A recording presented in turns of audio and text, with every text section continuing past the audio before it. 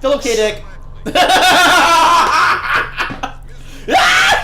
And the movie we were talking about earlier, Strange Days. Ralph Fiennes, how the hell the fuck you say that? Angela Bassett. Yeah, Ralph Fiennes, Angela Bassett, Juliette Lewis, Vincent D'Onofrio. Yes. I mean, it was a great movie. It actually was a good movie. It wasn't like a fucking awesome movie, but it was a good enough movie that I remembered it, that Ace remembered it, and thank God Ace remembered it. It was Angela Bassett that I was talking about because, and you know what's the worst part? As Ace figured it out, she was in the Tina Turner movie, and like 2 years later, she turns around and does her character in Strange Days. And you know what I remember the most about her character in The Strange Days is that she kicked everybody's ass. She was like so solid cut in her fucking business suit. Like, the bitch was bad. She was a bad mamma jamma. She was bad. Like, you know how you're talking about, that's a bad bitch. No. Angela Bassett in Strange Days. Angela Bassett and Tina Turner. That's a bad bitch. Oh, she was hurting motherfuckers. She was like bench pressing niggas. Like, like she would walk up, a motherfucker looking down on her. She'd kick him in the fucking... She wouldn't even kick him. She would just kind of like grab him by the throat and bring him down to her level and be like, that's better. Straight off. Like, no. There's, of course, the whole, I have issues with women who are all like, I'm a strong, whatever, independent woman. I don't need no man. No, this bitch was like, why are you even bothering me with this? I'm superior. Like, she is like fucking alpha bitch on bottom motherfucker.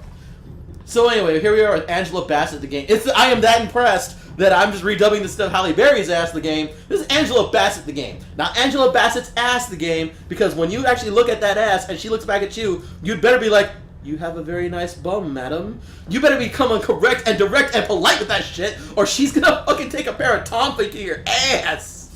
She's gonna break your shit and then eat you like fucking Skronk, like fucking Ultimate Warrior or some shit. And look at the backgrounds. Look at all these motherfuckers everywhere, and it's all intrinsic. It's all organic, which we used that word back in the day too about this. Mm-hmm. It's all organic in how it feels. Oh, that was great. That was great. That was good. So, DLC. You were mentioning DLC. Yeah, which is the funny thing. For a Capcom game, published or developed, there is minimal DLC for this. I mean, literally. Who let the leapers out? I mean, literally, pre-order DLC were extra moves that you could add to the extra presents that you could add to the combo lab. Street Fighter based moves, actually. Huh.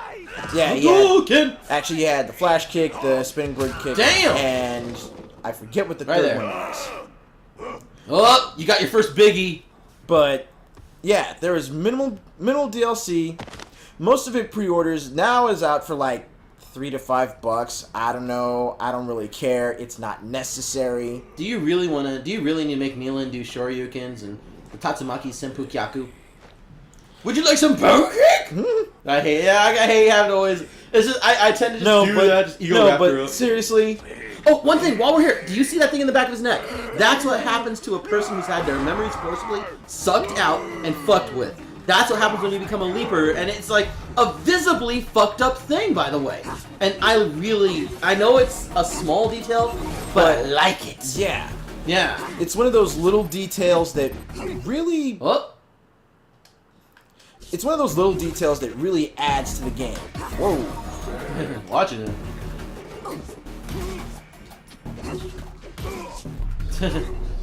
So there you go for the DLC price point, which is really interesting for a Capcom game to not have some fucked up DLC practices. Oh, now see, this is also your first non-normal leaper. So you have your leapers, which are your normal fucking ones, and then you got fatties like this one, the Skinner. But they're stronger with more of the smaller mooks around. Yeah. So real quick, we should really handle audio-visual. The reason being is because we've actually already hammered on the visuals, and that's the strongest, in my opinion, selling point to this game. Yeah. Strongest. Just the visuals and the overall presentation of this game. If you are looking for cyberpunk distilled to its essence and pure Philip K. Dick. Yeah. If you are straight up looking for some modern day Blade Runner shit and you don't want to wait for the sequel / reboot that is inevitably going to be coming, the grittier, darker version, then look no further than Remember Me. Yes. Video game-wise, definitely. You know, I do have to point out, I actually watched Dread recently. I liked it. I don't see why people are hating on it. Yeah, I've been hearing that Dread's actually been. Yeah, it's actually pretty good. I'd say it's even more fucking like cool to the comics version, far more than the I am the law version, which I don't mind that either. Oh, so now the Skinner has no motherfuckers to back him up, so now he's gonna be a little bitch. Take him out now. So audio, so visual wise, yeah. Fucking sweep the leg. So visual wise, this game, see, there's Edge. Visual wise, this game is strong. This strong. Nice shot, Ace. Nice shot. You're welcome. But you know, it's strong. This is Angela Bassett strong. You know, this is pure strong. So there's nothing really else I can say anymore about it because goddamn, the game looks fucking incredible. And I don't even mean graphics. I mean in what they did and how they what they do with it. The graphical firepower that this game and that the PS3 has overall, that current gen systems like the PS3 and the Xbox 360 have overall, they work it to their advantage in this game. You remember when the current gen systems were what's called the next gen? Oh, this scene freaked me out right here. I'm like, oh my fucking god, they got some weapons. But again, just the game looks amazing. It's immersive. Are you ready for some dystopian dichotomy? Oh, okay, excuse me, we're not at that point. So there's a plot twist point, and I'm looking at this chick, and I'm like, I look at Ace, and I do my retard flail. I'm like, yeah! Because we would give it away, it would give it away. Give it away, give it away, give it away now. But that chick that you just saw on that is important. Actually, I can say this right now without giving too much away. She's the head of Memorize. Okay, yeah, okay, good. It's just there's so much more than that phrase, and we know it, and you don't. You probably don't. You, the viewer. But, you know, I'm just saying. But look at this. Look at this environment. Again, you know what's another good? We just, you know, this is also like Cyberpunk the movies. What other movies can we do? Like hard sci-fi Cyberpunk. It's maybe not be that much Cyberpunk as it is hard sci-fi, but The Fifth Element. That right there was real fucking up there with The Fifth Element. And you know what? It's the same thing with the heights, the feeling of heights. Like, yeah, that feeling of futuristic vertical expansion. What was it? Bubba Clinton? I'm so high, I've been on the ground. So high, I haven't touched the ground in 2 days. We'll tell you that joke later. Well, fuck it. We'll just say it right now. You know, our fucking viewers are like, what the fuck? What about the game? Fuck you. So anyway, fuck your game. There you go. So anyway, so you got we were talking about aliens. I don't even remember how that came up in the context. I guess it was because of the whole cyberpunk sci-fi thing. I don't know. And then I start talking about, man, you know what? And y'all know how I am by now, where I just start rambling and ranting on shit. And I'm like, well, wouldn't it be fucked up, like, if somebody really fucked up was, like, the first motherfucker that the aliens met, like, the alien overlords? You know, what if it was fucking Bill Clinton? Can you imagine that shit? And then I start talking about ham hocks and, you know, how affably, like, stupid he kind of is. You know, you got to admit, don't even hate on me, Democrats. Don't even hate on me, those who are pro-Bubba. We love Bubba here. I ain't even being political. No, as a character, that nigga was cool. 8 years, and the worst thing he said is he got head in the fucking, you know, that he was the first black president, that he played the saxophone and smoked the weed. That's your issue with him? We were doing... Anyway, so now we're getting politics. So anyway, so then I go, you know, I start doing the voice for the alien overlords, you know, what was it? We have evolved beyond genders. Get the fuck out. We are higher... It's like, we are higher life forms. He's like, hi. Are you intoxicated or stoned? Man, I've been so high I haven't touched the ground in 2 days. I was snoring crack off of a black stripper's ass about a month ago. I think I was eating ham hocks 5 months ago, and I don't know where the fuck I am. Oh my god! Can you imagine? I can imagine that shit. Fucking straight up. Fucking alien overlord straight up out of South Park showing up at a fucking pig pen in Alabama, and out of the pig pen, naked and covered in cooling mud, is Bubba Clinton. Bubba. Wow. Seriously, no, the character of Bubba versus President Clinton. To me, I mean, I know Bubba more than I know President Clinton, and that might be a bad thing, but damn, I love the way she walk until she turns on Angela Bassett, in which case I go, yes, ma'am. So, and I kowtow to nobody. That's the worst part about this. But there are people that I respect. You know what I mean? You can say all the fuck you want. You better respect Mike Tyson. He will eat you. You better say all the fuck you want. I'd even say respect Butterbean. You respect Butterbean. For those of you who are too young to know who Butterbean is, go wiki that shit up and then realize the awesomeness of the single most powerful man on the face of the planet. Also one of the fattest. Hey, but he does it good though. That's muscle fat as a motherfucker. And he will take a shot. Y'all should have seen Jackass 2. Even some of the younger viewers, y'all should have seen that shit. Where he breathed on Johnny Knoxville and he had a fucking concussion. Just fucking bleeding everywhere. Looked like he fucking looked like a virgin popped on a first date. Just like, damn. Wow. But anyways, blood everywhere. Getting back to the actual game itself, and again, getting back to the audiovisual critique. Well, visual actually is what we should really go into. Well, more into the. We've done enough of the visual. It's the audio, derp. I meant now, music. The sounds of this game, when the hits make impact, they feel like they make impact. But then there's also she's got an S-pressing. But then there's also just the various staticky, high tech sounds that the squeals like right there from that S-press. Yeah. And again, just when hits land, they have a definitely noticeable impact. Yes. One thing I'd like to point out is the strangely variable music. It's very dynamic. It is dynamic. It's very situation based. Like if you're taking a shot, the music changes a little bit, and then it'll go back to the normal battle music. If you launch a hit, the battle music changes just a little bit. And then there's, like you were saying, the implementation of the sounds of the pressing combos, of the S-pressins, of nearby fucking drones, of even, I would even dare say, fucking drips of water. Yeah. In some of the areas where there's water present. The sound of the steam. I mean, everything in this game sounds great, like it should. And the voice acting. Yes. Now, I've actually played through this game in various segments in just about every single language available for this game. I played it once Spanish, in English. English, French. Parlez-vous en français? And notice how he didn't answer, because I don't either. And playing through... Hell, the game sounds good in every language I've played it in. Sweet. The voice acting in the English, sorry bro, but I just played it once in English. But yeah. Now, it's not just the English, but also the accents are actually kind of believable. That chick from I almost said it. That chick from Memorize, the one that runs Memorize. Yeah. She has a great fucking, like, this fucking French, African accent going on. Nealon's little posh British thing going on. That's just fucking hot. Like, she's got this British French accent. Well, you've heard it by now. Fucking, the Edge.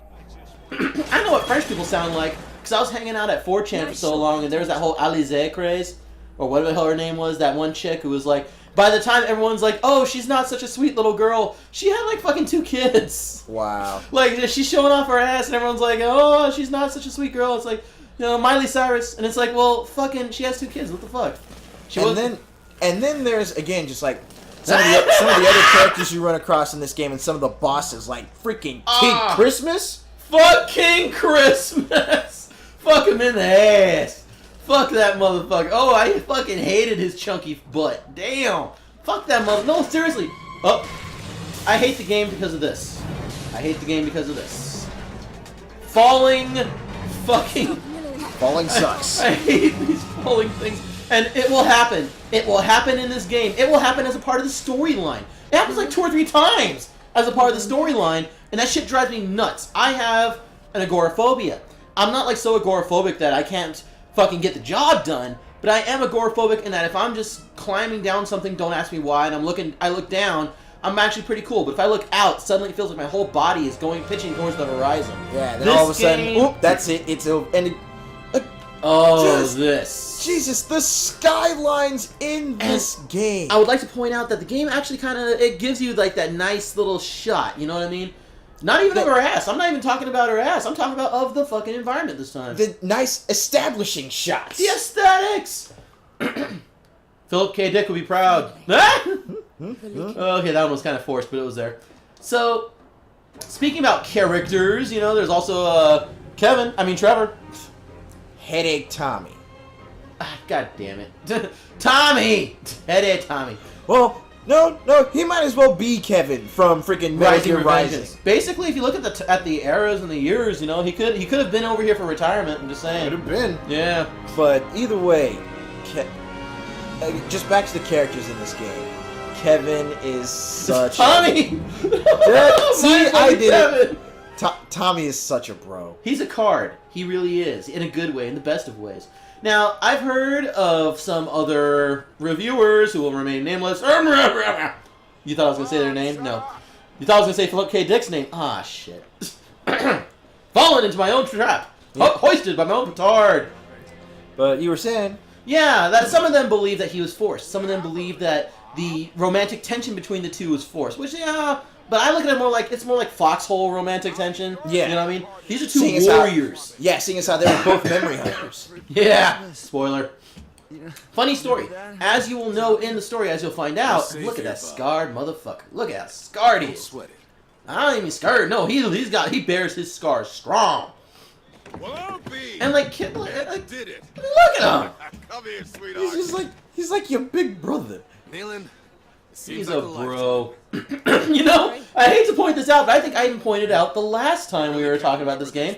In a sense, this is almost like the Generalist right here. This is Dash meeting Frank at the actual shop office, and you know, Dash is like, "You got your memories back, bro? You know, you cool, boss? Don't try to run. Don't run." And Frank finally just instinctively trusts him. First things first. Same thing here. Exactly. I saw the look in your face. You're like, oh, wait. It's like, wait, that makes sense. And it's same here. These two have a history, and it's revealed. And that's why she just trusts him. Some people go, well, but I think it's kind of like Pacific Rim, how some motherfuckers don't get it that the kaiju evolved to what they see and experience. That's why they didn't use the blades from the get-go. And back to talking about the characters. Oh, the voice acting's excellent. Nilan. Over there? Nilan, honestly, I don't see her as a strong female character. I see her just as a strong character. Yes. Period. End of story. She could be Nilan. Her name could be Frank for all I know. In a strong sense, they are in the same position. Taboo Zero is happening here. The way she is portrayed as a character over the course of the game, there's that vulnerability that you would expect from, you know, anybody who lost their memories. Who you are. Yeah. But the vulnerability is believable, and at the same time, she still has that inner strength from, you know, back in her warrior days, back when she was the #1 memory hunter. And that is a very important factor to me. You know, some people are complaining. And also another thing I really like, you know, it's just a small thing. I like how the fact that when it comes to this scene, when she's actually, you know, changing into her threads, they just fade out. They don't try to, you know, they don't try to entice you with her. Yeah, they don't try to entice you with her. Exactly. You know, if I want Rule 34 in my game, sure, you know, you really tries to cop a look and yeah, and then gets chased off. But again, you know, they don't do the sort of they don't do a tease. Yeah, they don't fucking carrot. They don't carrot and bait that shit. Yeah, carrot on a hook. You know what I mean? Yeah, you know, they do the little upshot from her, you know, from the boots up. And I was about to mention, game is just looking at her ass. Motherfucker, do you play video games? Do you know how many dudes will choose a female character? So that's what they want. Do you know how many dudes will play a male character? And that's not even a factor. Do you know how many people will play a female character? And that's not a factor. And now we get to the crux of the game. Now we get into... So visual's good, audio's good. Let's go into the gameplay. Ugh. Starting with... Oh my goodness. Do it! The combat is one thing, but it's these segments. The memory remixing segments. This is where the mind reels. I mean, this is just so. Now, remember we were talking about the aesthetic from the get-go? Here we go. Whoa! Into the ethers of the mind! Extreme close-up! Whoa! In your head, bitch. Anyway, so, literally. And again, back to the presentation. How they actually show the neural links. Yeah, the neural building it. Yeah, just how they show the neural interface, literally constructing the memory like some sort of...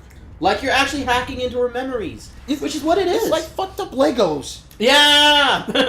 Fucked up mind Legos. Yeah, now, it's like fucked up brain Legos, and I love it. Just to throw this out and there... even just seeing everything materialize as it's being remembered. As per her memory.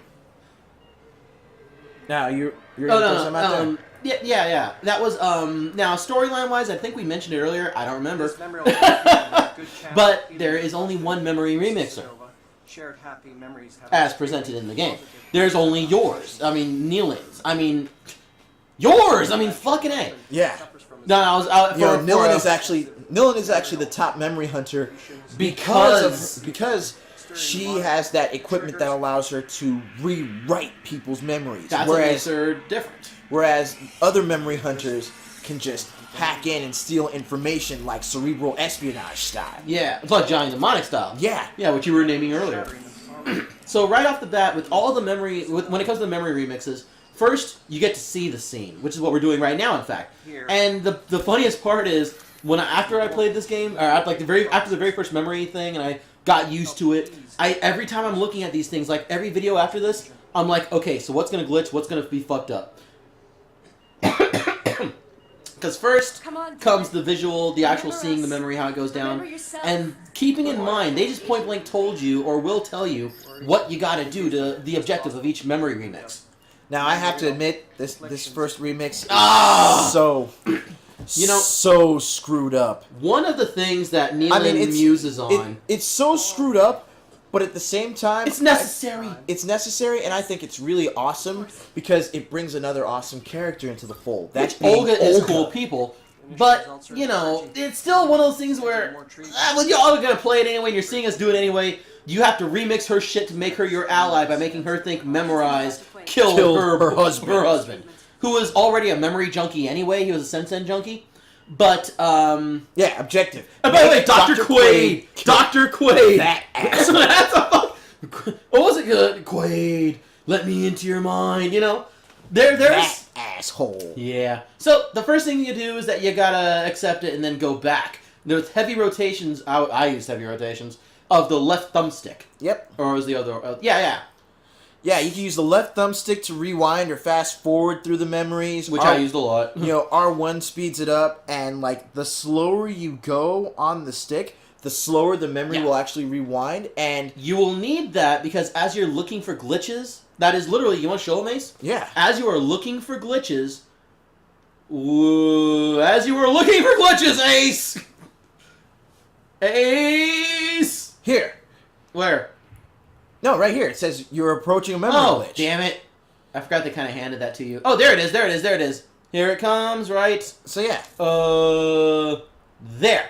And it looks like a glitch. Now, by remixing and messing with the environment, and that's what you're looking for. It's an Easter egg hunt. You are hunting for these glitches. Yeah, it's like those old detective games where you get to point and click around the environment and search for clues straight up Phoenix Wright style. Yeah, but with the memory remixer, not everything you fuck with will have the outcome you want. And it's like, I think it's so cool that they actually have different outcomes for everything you do. Yeah. But the whole point isn't to go to any of these branching ones, but to find the one that'll get you to your main objective. I mean, one of the achievements for this is to actually find all of the other branching outcomes. Which they're all cool. They're all kind of like cool. And eventually there is going to be one towards the end that you're going to get into that I was annoyed, and you know what I'm talking about. I was annoyed as fuck by the crash. And I'm like, what the fuck is going on? That should have done... Like, I had like a whole hour of that should have worked. Seriously. A whole hour devoted to that. Go back and then retry it. I would try different options. And that is the whole point, and despite the way I'm making it sound, the fun of memory remixing. Now, I don't want to speed it up, but now basic combat is what? X for light, square for... Actually, basic combat is done through the square and triangle buttons. Oh, and of course... Yeah, squares like your punches, triangles for various kicks. Mm-hmm. But again, how everything is changed up is through the press and combo lab. Yeah. Yeah. Now each of those little, y'all were just watching. You noticed that on the bottom when he was attacking, they would show the different circles, different colors, even symbols in them. Those are pressins. Each pressin does something different for the most part. You have your basic ones. You have your harder than basic ones. You have the ones that feed back into your S pressin gauge, which the S pressins, as you saw him do earlier, are stronger than normal attacks. Those are your supers. Yeah. And now later on, I spammed the fuck out of the S Pressin that the Jaguar Hunter one or whatever, which had a cool little Jaguar sound from what I remember. You know, and it was like, and yeah, that one just made you like punch everybody. It was like one continuous stream of attacks against everybody until you stop or are hit. But the way you're rolling and attacking everything. So I rarely got hit. I got hit like once or twice, and that was by like a boss character. Which some of those sucked. I fucking hated those guys. Like all the boss characters are pretty, in my opinion. Move the tray. All of them were fairly. I wouldn't say Nintendo hard, but stupid hard for various reasons. Like including the Madam What's Her Face, the one that ran the prison. Madam. I fucking hated her. But again, you see how this scene is actually changed up now. They've changed certain things. You're not giving him the blue stuff. You're giving him the orange stuff. He's getting the red pill, not the blue pill. Which is, from what I remember, all you really needed to do. Everything else is just for the fuck There's of a it. couple other things. Oh, it's been a while. Now, if I had actually triggered... Oh, come on. Don't tell me this thing's actually freezing on me. Now, let's go into the cons of this. Indeed, this game does suffer from a minor freezing glitch. It did not happen to me, except for once during the fight with Madam, but it just happened here on our one-take, one-shot podcast video game review. You remember when, what was that one movie, that came out that showed up those independent video game developers, including that jackhole fish from Braid or whatever, and he was all like, I cannot believe this is happening, because fucking his thing didn't work. Or no, you know what? When the Xbone presentation froze. Yeah. Honestly. So yeah, actually, we can go ahead and go into the cons. Simply put, for starters, The combo lab. You should bring up the combo lab first. Well, let's start with of course, our glitching issue. Yeah. Well, our freezing issue. This only happened to me once. I can't even believe it's happening here. Just the game, the architecture of the game itself, the coding needs more polish. This thing needs to be patched. This thing should have had a patch. This thing should have been patched by now to work out all the freezing issues. You know, to work out some of the glitches. The glitches, and we're on the memory hunter where you gotta find the glitch. Maybe that's what happened. Maybe that's actually part of the meta of this game. I guess. Meta. You know who else liked meta? Not Philip K. Dick. But I still said his full name. And you should have still screamed. So... But, again, the freezing issues, though few and far between, can crop still be a up downer. And they crop up enough that it needs fixing. Yeah. It needs patching. Don't nod, please. Get on this. Patch this so we can enjoy your a smooth experience with this game. Like a beautiful game, it should be noted. Yeah. But, there's no lag when looking at the Mona Lisa. And back in the day of the really old architecture of the 8-bit NES, all we had to do was curse, maybe jiggle it around and it would start up, or even pull it out, blow the cartridge, and put it back in. There's a dick joke in there somewhere. But not Philip K. Dick. See, it was within 5 seconds, so that's what connected it. But aside from that, there's also the overall linearity of the game. Yeah, now there is so much of Neo Paris that is just begging.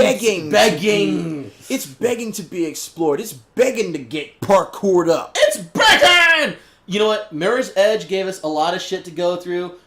Assassin's Creed is built on that shit. So why couldn't they do that here? Indeed, using the Sensen, like I was mentioning earlier, using the Sensen thing, whatever the fuck it's called. Using the AR display on your Sensen. You can figure out where to go next, and that's cool. But there's only one fucking area where you could have gone 5 different ways, and that's about it. And it's like, well, I wish they did the whole game like this. This part's fucking awesome. The ability to just look around, grab something, and that's very strongly, intrinsically part of this fucking game. No, and I mentioned it several times, so I'm just going to pull it out. The combo labia. The combo lab is not God Hand. God Hand gave us utter freedom, even free to be dumb. But at the same time, it was awesome. It was if you had a bad combo, you sucked. This one holds your hand so much, or if you had a bad combo, you know, my stupid ass, I'd still try to rock with it. I'd still try to make it work. Barrel roll, barrel roll, barrel roll, barrel. But in this game, there's no difference from one move to another. Yeah, it forces you into combos. It feels very limited, and yeah, it forces you into the combo strings. You can't make your own combo string, despite the way it seems, despite what you've heard, despite the hype. That's actually what really downed me about this game, was the fact that you could not freely make your own combos. You basically, you could do for each segment of a combo, whether it be your 3-hit, your 5-hit, your 8-hit, or 11, you could only put certain pressings into a certain combo portion, and they fit together almost like a puzzle. And that's not a bad thing, and it would show you which ones you can do. That's not a bad thing, except it's not a free combo lab.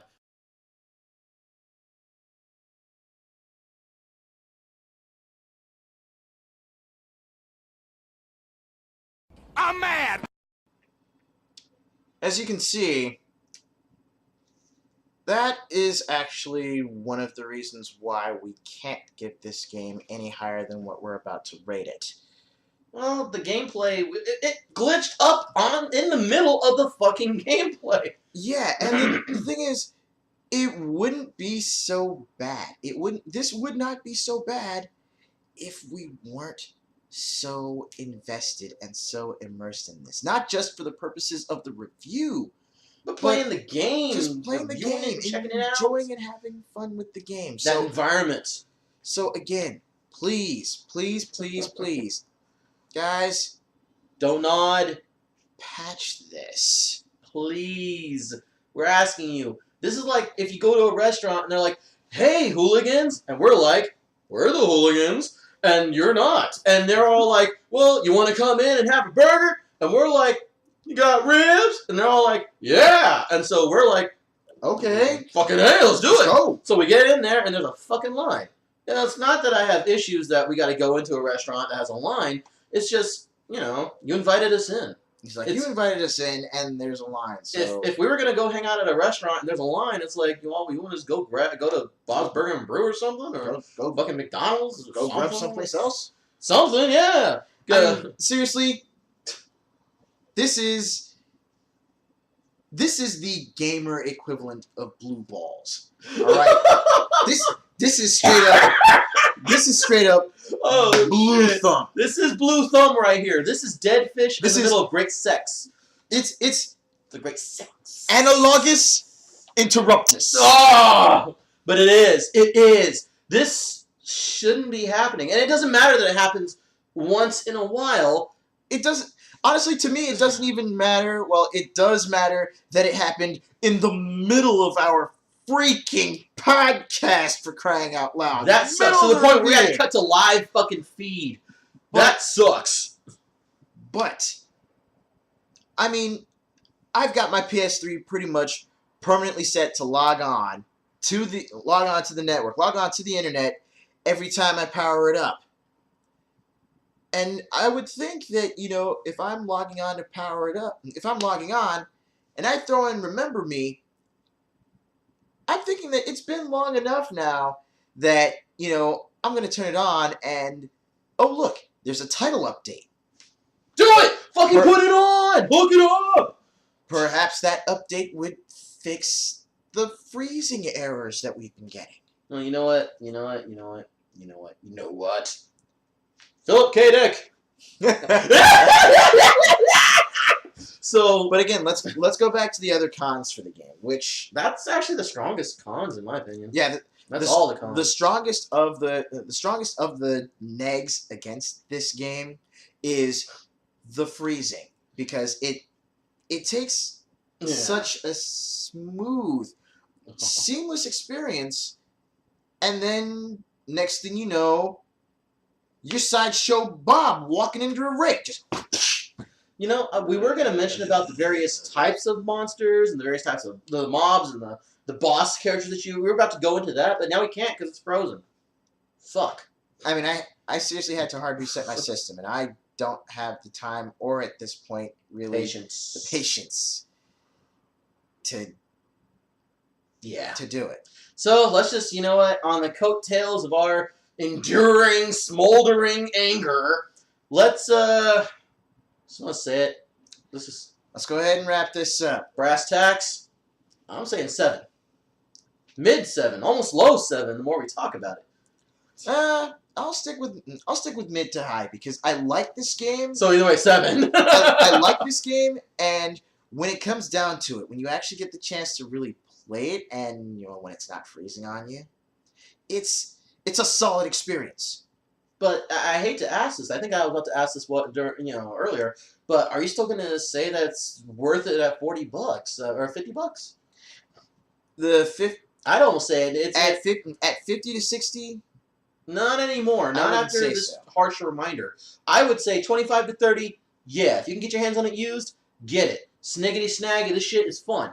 Until something like this happens, and you'll be thankful you didn't buy it new. I'm sorry, Don't Nod. I'm not so sorry, Capcom, because it's your fault. It probably is. It probably is Capcom's fault somewhere. But in all honesty, Don't Nod had a... Now, that's not to say it's not a good game. We're giving you a 7. Yeah, it's not to say that this isn't a good game, and I mean, even with the cons as far as the content goes, it's a great game.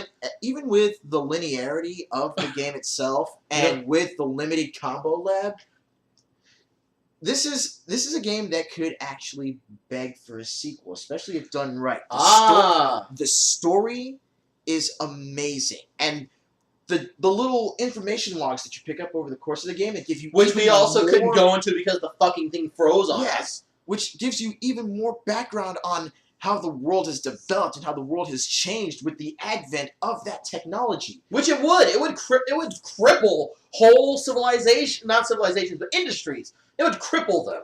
It would take over. Can you imagine the entire pharmaceutical company being wiped out because all you need to do is make yourself feel better or think you're okay, and boom, your body heals itself? You know, I'm just saying. It's going out there, but it's Philip K. Dick style. It's acceptable if you consider that. Yeah. But again, the story itself, the story, the world building, all of it, top notch. It's great. Yeah, it screams for a sequel, and if not a direct sequel, continuing Nillen's story, continuing Nillen's life after the end of the game. I would like. Maybe even, a resurgence of Memory Hunters, and being able to actually take over as a new character, with Nillen still doing her thing off in the background. I'm not too much... I gotta say, personally, I'm not too much for sequels where it's like we're passing off the torch to a new generation, which I hate Dan Aykroyd for even making that a thing. But I'm just saying, we talked one time about a great sequel idea that we can't say here because there's just too many spoilers. Yeah. But we do have a sequel idea, and who knows? We might just someday write it up, shoot it to Don't Nod, and tell them, hey, don't tell Capcom. They'll fuck you up, dude. Just kick it with us, bro. We're cool. But, it's a 7. It's a solid 7, solid from both of us. Fuck the mid to high. It's a solid 7. That's not a bad thing, but it's not also an excellent, you should buy this now kind of thing.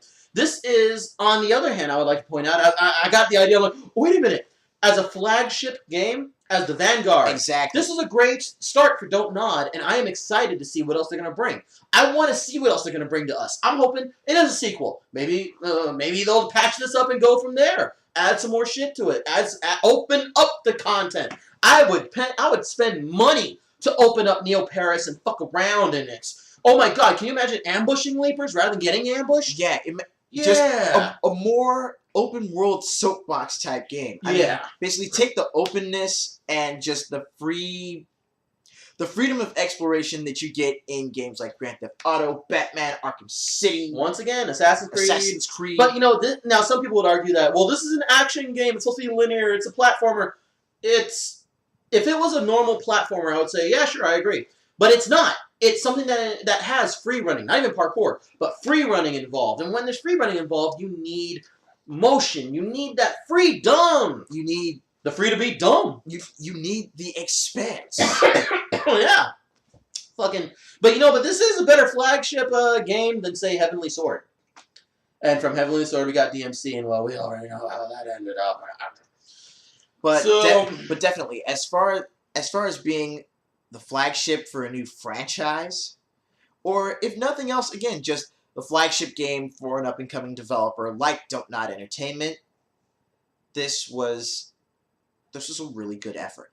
This was a really good effort, and if you could just iron out the technical issues, you would have a fucking stellar 9 game on your ass right here. If you had an open world with the free running, I would even say it would be a 10. The immersion, and they're halfway there. They have great gameplay mechanics. They have a stellar fucking environment. This game is built on its aesthetic. And while the musing and the ramifications aren't for everybody, it's for us. It's certainly for us. And again, it fits in with the game itself. If it wasn't for the negs, it fits in with the aesthetic. Yeah, if it wasn't for the negs, if it wasn't for the fucking freeze, if it wasn't for the cons, this would be a 10 game to me. It is not.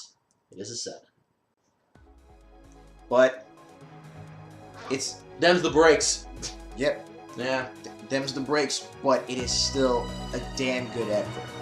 You shot for the moon, you still landed among the stars. Can't complain. This is a totally dicked out episode though, huh? The Hooliganz, more dick than ever before. We put the penis in your party. The Hooliganz, we bring the penis to your party.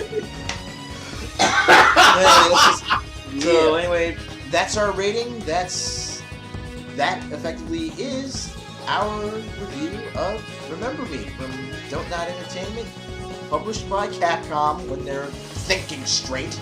Now, we normally go into the shoutouts, but as y'all know, we have a brand new credits page for just this thing. Instead, I wonder if we should just make it like a normal thing where we just bring up Kickstarter and shit like that we like. Like River City Ransom Underground, yeah. Yeah, but I already did bring that up in the last vlog. Pretty much stuff that's not, stuff that's extra, I usually save for like the vlogs and for exclusive for Quick Draw Gaming. There's something, I'm going to OptiCon, October 25th, 27th, y'all be catching that bastard from Bellingham, and I got homeboys that'll be there. Maybe even go to convention someday. Well, I'm going there also to sell my books as well as represent for the Hooliganz, whatever. I'm going to be there representing all the shit that I'm involved with. But I should have a particular flag made by then. And I'm just going to walk around with a badass with this flag with the unhappy meme face logo on it. Copyrighted. Awesome. Yeah, just like, what's up, y'all want to buy some books? I'm thinking about like 20 copies of Taboo 0 and 1, and I'm hoping 2 will be done by then too. Akio from Akio's Bakery of Puns. I can't believe I just said that.